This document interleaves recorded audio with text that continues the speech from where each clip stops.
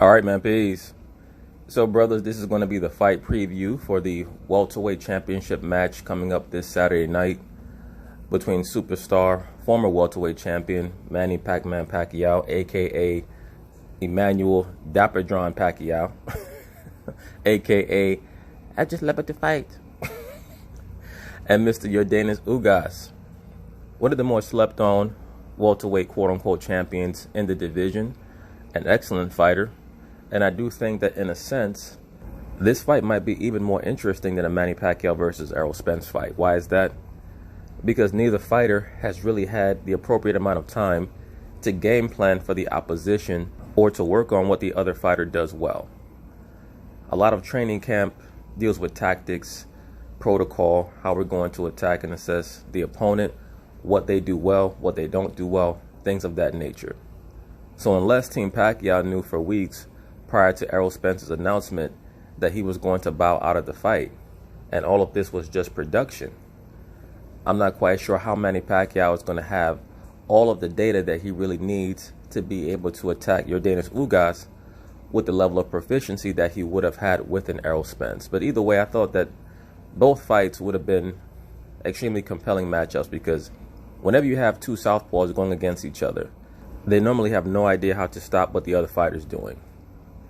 If you ever watch, especially any top-tier matchups between southpaws, it's very difficult for them to gauge and calibrate how to avoid the attack from someone who fights from the same angles as they fight from. Even orthodox fighters, when they get into the ring against a great southpaw, it's almost like everything is reversed. So sometimes it can be difficult for them. If you watch so many of Floyd Mayweather's fights against southpaws, whether it be Pacquiao or Victor Ortiz or whoever, Zab Judah, Mayweather normally tends to take a different approach than he normally would against orthodox fighters. Normally against southpaws, Mayweather tends to be more aggressive. The only fighter that I saw him get into the ring with where he was not as aggressive as he normally is against southpaws was Pacquiao. And I think that it's because he was able to assess Pacquiao early in the fight, saw what he brings to the table. And I also thought that Floyd was a little paranoid that if he engaged with Pacquiao too much and exchanged with him too much, that the judges will be looking for rounds to give to Pacquiao. And Floyd was not willing to fight in a more explosive manner just to entertain the fans and risk losing the most ballyhooed fight in modern boxing history, or in relatively modern boxing history. I'd say that the Floyd Mayweather versus Manny Pacquiao fight was the biggest bout in regards to hype maybe since Ali Frazier won. So Floyd decided to take a more conservative approach, especially after the first couple rounds, when he saw how awkward and how unorthodox Manny Pacquiao's style is, and then you pair that with his great speed and power. It just wasn't worth it, at least in Floyd's mind, at least from my perspective in Floyd's mind, to engage with Pacquiao too much. But normally against southpaws, Mayweather was very aggressive. And it's because I just don't think that he wanted to take too much time trying to figure out exactly what southpaws were going to do and stand back, especially when he's fighting a fighter who's pretty much backwards or, engaging in reverse. But just to get back to the point of this video, I think that this fight is going to be much better than people think, at least for however long it lasts. Now, Yordenis Ugas, most people don't know who he is. He's someone who's always, on the undercurrent of welterweight fighters. He's on that next level right underneath the Errol Spences and the Manny Pacquiaos. He's a fighter who just needs a real opportunity to show what he can do. He's 26-4. I would not take that too seriously because he is a Cuban fighter. The Cuban fighters are the most difficult fighters to market. So many times they'll have losses on their record that they don't deserve. They're the most difficult fighters to market because of all of the Caribbean quote-unquote countries or islands. The Cubans probably have the least amount of support here in America, particularly the so-called black Cubans. They're basically so-called black people who speak Spanish. So it's difficult for them to be attached or to create a link with the American blacks because they have the barrier of the language. And then it's difficult for them to appeal to people from other quote-unquote Latino or Hispanic extractions because they're so-called black. So it's far more difficult to market a Cuban fighter than any other fighter. And that normally means that they're given losses that many times they don't deserve. See Ugas' performance against Sean Showtime Porter. It's so difficult to sell them or market them. You see that with Ugas. You see that with Erislandy Lara. You see that with Rigondeaux. It's very difficult to promote them. And then on top of that, their fighting style is very by the book. It's very textbook. And that might be a component that may give Pacquiao some problems. Now, there are some other issues with the Cuban style fighter. They tend to be a bit chinny. I'm not going to call them quote unquote soft or cowardly per se, but many times you can get them to the point where you can have them on the run. Not all of them, because we've seen other fighters from Cuba like Luis Ortiz who's willing to get in there and be a dog. But, you know, that is a penchant that many Cuban fighters have, that they can be a bit chinny and you can get them on their bicycle. Now, when it comes to Ugas, we've not really seen him on his bicycle too much. He tends to be a bit of a dog in the ring. What I do see from him, though, is that many times he has his chin a little bit too far over his front foot, which would be perfect for Pacquiao to set him up with a counter uppercut. I don't think that Pacquiao will be looking to lead too much due to the fact that Ugas has his chin over his feet too far. He'd probably try to set him up with a counter, maybe feint, attempt to get Ugas to counter himself, and then step back as Ugas is coming in with his chin over his feet and counter him with the left uppercut or right uppercut. Because Ugas wants you to lead so that he can counter. He has good head movement, even though once again his chin does tend to be a little bit too far out over his front foot.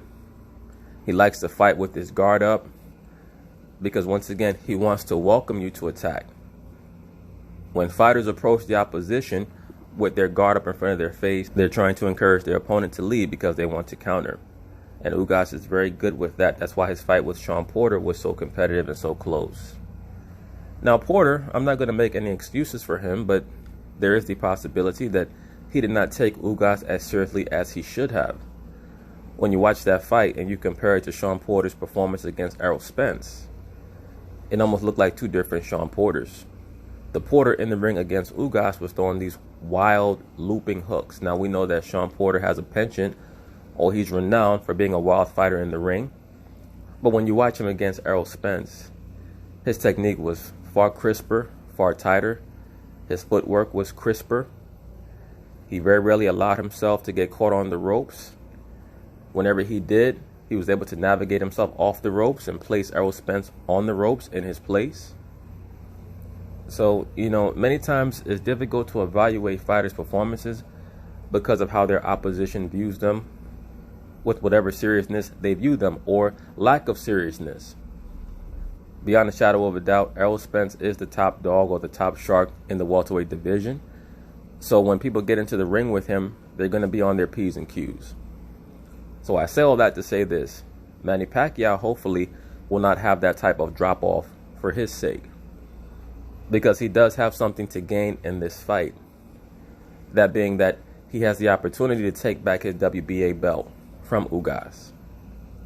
And, you know, I found it very strange that the Spence team would make the fight with Pacquiao in the first place, seeing as Spence, he wants to be the undisputed champion at welterweight, and Pacquiao did not have the belt. So one has to wonder, was this in the plans the whole time, and was Pacquiao just set up in this way? Because maybe he was demanding the fight with Spence, and the PBC said, you know what, we'll make this fight for him or with him, and then we'll just navigate out of it. Not to be conspiratorial, but that is something that has to be considered. The only thing that I'll say in refutation of what I just put forth is that I have a hard time believing that Errol Spence would have an entire fight camp and then bow out with 2 weeks left just to sucker Manny Pacquiao into a fight with Ugas. So on both sides, to me, there are some, you know, some compelling possibilities. But either way, I'm going to pick Manny Pacquiao to win this fight. I think it's going to be much more competitive than people think for however long it lasts. It would not surprise me if the results range anywhere from a Pacquiao stoppage in round 4. When I say a Pacquiao stoppage, meaning him stopping Ugas, to maybe even an Ugas stopping Manny Pacquiao late in the fight, or getting a controversial split decision. But as of right now, I'm going to pick Manny Pacquiao because I just think that he's going to be bringing too much to the table for a Yordenis Ugas to deal with defensively. I've seen Ugas fight. His defense is okay. But you can't have just okay defense to get into the ring against Manny Pacquiao. You have to have spectacular defense to have the opportunity to defeat him. But Ugas is a great counterpuncher. There's a possibility that he could set Manny Pacquiao up. We also have to keep in mind that despite what the media propagates about Pacquiao, when it comes to a lot of the brand building for him, he has not fought that many great welterweights in the last few years. I mean, the first really talented welterweight that he's fought in maybe the last 5 years was Keith Thurman in 2019. And that's why people have given Pacquiao so much credit for taking that fight and winning. And that's how you know, no disrespect to Pacquiao, but he's not on the level of a Floyd Mayweather. Because when Pacquiao defeats these fighters, people are surprised. They give him so much credit. If Floyd Mayweather were to get into the ring and defeat a Keith one-time Thurman, nobody would care. As a matter of fact, they would do the opposite. They would go and try to, or attempt to, lower the level of accomplishment that Floyd Mayweather had partaken in. They would definitely try to denigrate it, no doubt about it. And they say, well, you know, you really should have fought Keith back in 2014. You waited until 2019 after the long layoffs. But with Pacquiao, they give him all the credit. Why is that? Because deep down they know that he's not on the level of a Floyd Mayweather. But I do have Pacquiao in my top 10 all-time pound-for-pound list, no doubt about it. To me, he's the lower weight class version of Muhammad Ali. Extremely talented, also flawed. Fights extremely exciting fights in an exciting style. But on the level of a Floyd Mayweather, no. Once again, I do expect Manny Pacquiao to win this fight. But if Ugas were to win, were he to be victorious, would I be shocked? No. He's a very talented fighter. And once again, when it comes to the Cubans, when you look at their win-loss record, any fight and every fight that they can put a Cuban on the loss column or in the loss column for, they will do that. Because they really don't know how to market the Cuban fighters. They have that catch-22, or they're in that catch-22 position where you're really trying to market a black guy who speaks Spanish. There are very few Cuban fighters who speak English to the level where they can market themselves. So it's difficult to market a black fighter to the Hispanics because, once again, he's a so-called black man, even though he's Cuban and speaks Spanish. And then you can't market him to the black Americans, and you can't, utilize that flair and that pizzazz that so-called black Americans are known for because he speaks Spanish. So a lot of the promoters, they have no idea what to do with the Cuban fighters, as talented as they are. Still to this day, the most absurd decision that I've ever seen in boxing was when Erislandy Lara was robbed against Paul Williams. One of Paul Williams' last fights before he got into the motorcycle accident. So they love to rob the Cuban fighters. It would not surprise me if in a very close split decision, Mr. Ugas either got the victory or got the defeat. But we'll see how things go. As of right now, once again, I have Manny Pacquiao. I'll say by stoppage late in the fight. Maybe circle around 8 or 9. So peace.